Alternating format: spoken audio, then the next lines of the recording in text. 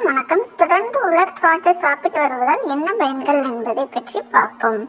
மலச்சிக்கல் பிரச்சனையால் அவதிப்படும் முதியோர்களுக்கு இந்த உலர் திராட்சையானது மிகவும் சிறந்த ஒரு மருந்தாக பயன்படுகிறது.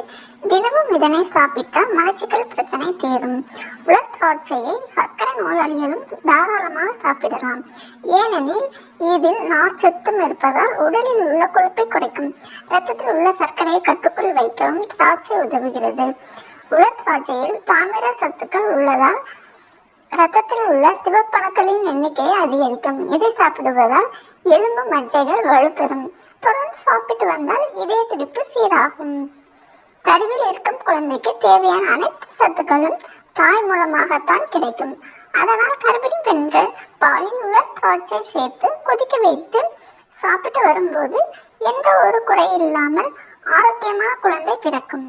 தினமும் படுக்க செல்வதற்கு அரை மணி நேரத்திற்கு முன்பு 5 காய்ந்த திராட்சையை பாலில் போட்டு காய்ச்சியோ அல்லது அப்படியே சாப்பிட்டு வந்தால் சுகமான தூக்கம் வரும்.